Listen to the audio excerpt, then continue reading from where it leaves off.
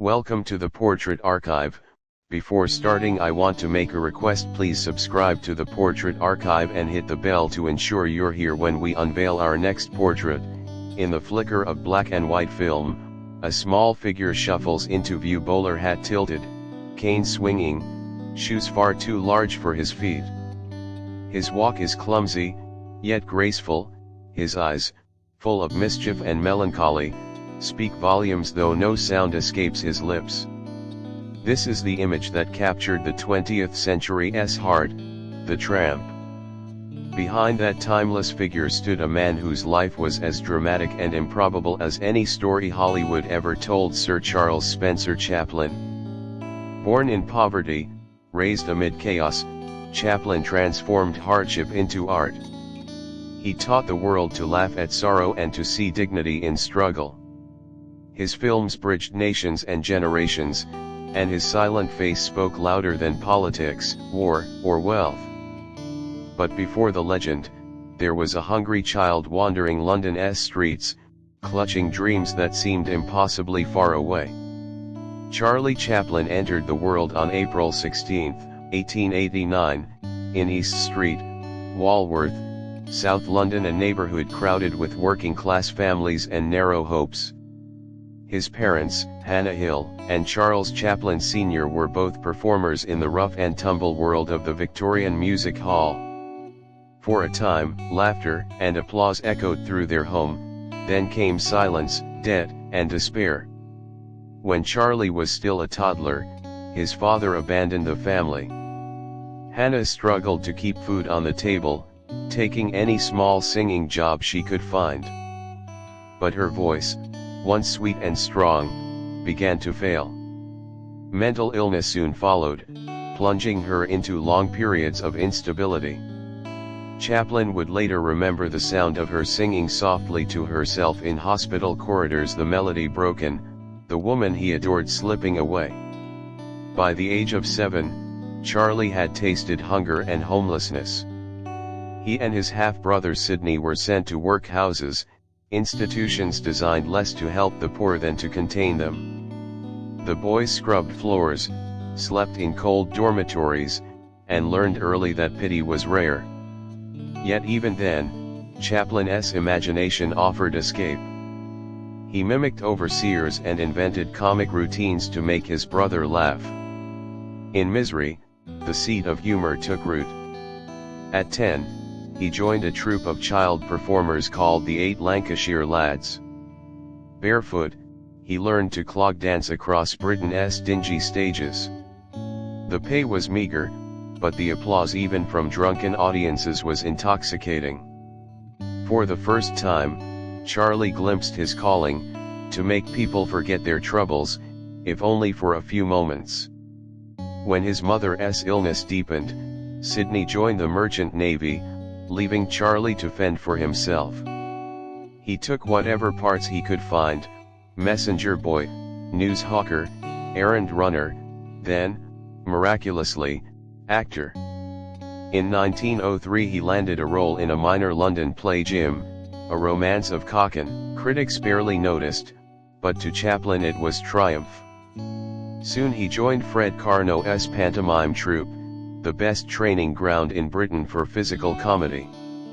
Carnot demanded precision. Every stumble, pause, or raised eyebrow had purpose. Chaplin became his star attraction, touring Britain, and then, in 1910, America. On those tours he studied audiences obsessively, what made them laugh, when they sighed, how silence could stretch until one perfect gesture broke it. Across the Atlantic, motion pictures were beginning to replace live theater.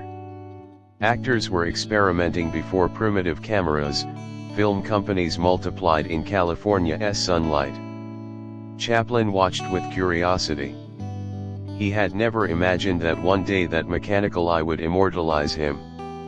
When the Carnot troupe toured the United States again in 1912, Chaplin's artistry caught the eye of Mack Sennett, head of the Keystone Film Company. Sennett specialized in slapstick chaos, policemen chasing pies through the streets, and he saw potential in the lithe Englishman. In late 1913 he offered Chaplin a film contract, $150 a week, a fortune to the boy who had once begged for bread. Chaplin's first screen appearance came in Making a Living 1914. Nervous and unsure, he wore a monocle and played a scoundrel. The result was unremarkable. For his next short, he raided the wardrobe department: baggy trousers, tight coat, small bowler hat, a bamboo cane. He added a square mustache to age himself slightly. As he looked in the mirror, something magical emerged. He's a tramp, a gentleman, a poet, a dreamer, Chaplin would later say, always hopeful of romance and adventure. That accidental creation, the Tramp, changed film forever. In Kid Auto Races at Venice 1914, audiences first met the character who would become an icon. Viewers roared. They recognized their own struggles and absurdities in his comic dignity. By year's end, Chaplin had appeared in over 30 short films. Studios competed for him. In 1915 he signed with S&A Studios at an unprecedented salary, then with Mutual and finally First National. Each contract made him richer, but his ambitions reached beyond paychecks. He wanted creative control. World War I darkened the world, but Chaplin's films brought laughter to soldiers and civilians alike. His comedy was not cruelty but compassion. He mocked pompous authority and celebrated resilience. In The Tramp 1915 his character wanders lonely roads, dreaming of love he can never keep. The ending, the tramp walking into the horizon, became one of cinema's first symbols of bittersweet humanity. Chaplin's fame grew to cult status. Crowds mobbed him in public. Dolls, songs, and even cigarettes bore his name. He built his own studio in Hollywood in 1917, ensuring independence. There he created Easy Street, The Immigrant, and The Adventurer, each refining his mixture of slapstick and sentiment. But success could not shield him from guilt. He had escaped the poverty still trapping millions. He sent money to his mother and longed for moral grounding. That tension between the clown adored by the world and the lonely man behind the mask haunted him all his life. After the war, Chaplin joined forces with three other giants: Mary Pickford, Douglas Fairbanks, and D.W. Griffith, to form United Artists, giving filmmakers unprecedented control over their work. With that freedom he produced a string of masterpieces. The Kid 1921 blended comedy with deep emotion. The Tramp finds an abandoned baby and raises him tenderly. The scene where authorities tear the child away made audiences weep openly. A picture with a smile and perhaps a tear, Chaplin called it. Then came the Gold Rush 1925, in which the Tramp, a prospector in frozen Alaska, boils and eats his shoe. The scene was both hilarious and tragic, mirroring Chaplin's childhood hunger. Critics hailed it as one of the greatest comedies ever filmed. By the late 1920s, cinema was changing again.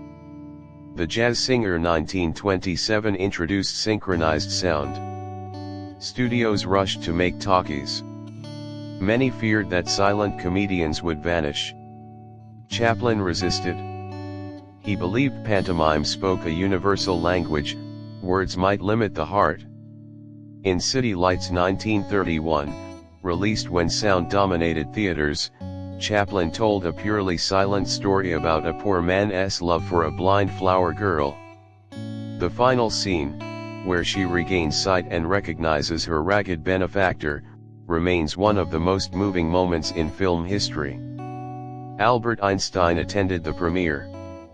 "They cheer me because they all understand me," Chaplin told him. "They cheer you because no one understands you."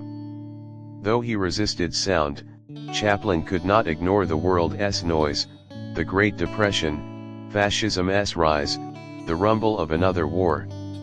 In Modern Times 1936 he allowed his tramp to speak only in gibberish song, a final bow to silence. The film satirized industrial alienation, assembly lines that turned workers into cogs. When the factory conveyor belt swallows Chaplin whole, audiences laughed and winced. That same year he met actress Paulette Goddard, his companion in life and art. They traveled through the US studying the unemployed, shaping Chaplin's sympathy for the working class into conviction. Many in America labeled him radical. With The Great Dictator 1940 he finally embraced dialogue. Playing both a Jewish barber and the tyrant Adenoid Hinkle, Chaplin mocked Hitler before America entered World War II. The film ends with the barber delivering a passionate plea for humanity: "We think too much and feel too little. The hate of men will pass, and dictators die." It was Chaplin's first true speech on film and his most enduring. After the war, Cold War paranoia swept the United States. Chaplin's outspoken politics, pacifism, and foreign birth made him a target. In 1952, while traveling to Europe for a premiere, he learned that U.S. authorities had revoked his re-entry permit. At 63, the man who had helped build Hollywood was effectively exiled. He settled in Switzerland with his new wife, Una O'Neill, daughter of playwright Eugene O'Neill. Together they raised 8 children. Though hurt, Chaplin kept creating.